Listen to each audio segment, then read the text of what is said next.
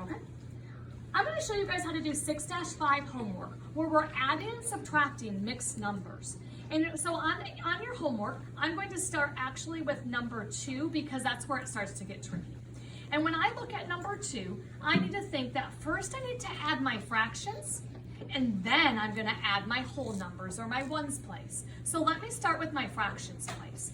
And when I add these, I notice that I'm going to need to add 5 plus 6, and the 10 will stay the same.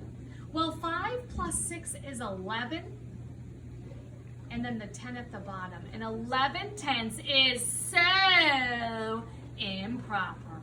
And I can't have that in my fractions place. It's against the law. So I'm going to have to change that into a mixed number so that I know which fraction stays and what part of the mixed number is going to go up here. So I'm going to do 11 divided by 10. Well, I can only go into 11 one time. 1 times 10 is 10. And when I subtract, I have 1 left over.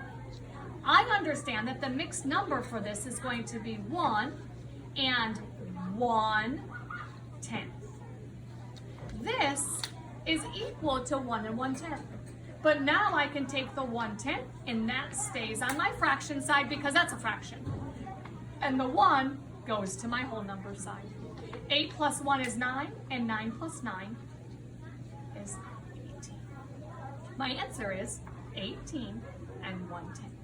I cannot have it be 11 tenths here. I have to change that to a mixed number. Remember, and then take your whole number and put it over here, and your fraction stays there. Let's look at number 8 of your subtraction because that's where it starts to get tricky. I can see here that once again, I'm going to have to start with my fractions place. And I'm going to subtract 2 minus 5, except I can't do it. So I'm going to borrow from the 8. The 8 becomes a 7, and I'm going to take the 1 I borrowed back over here.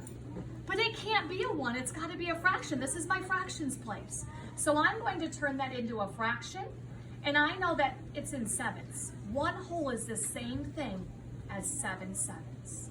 So I borrowed not 1 whole, I borrowed 7 sevenths. And I already had 2 sevenths there. So I now have up here my 2 sevenths that was there and my 7 sevenths that I just borrowed. I have 9 sevenths now. And now I'm ready to subtract. 9 minus 5 is 4, and my 7 stays the same. 7 minus 5 is 2. My answer is 2.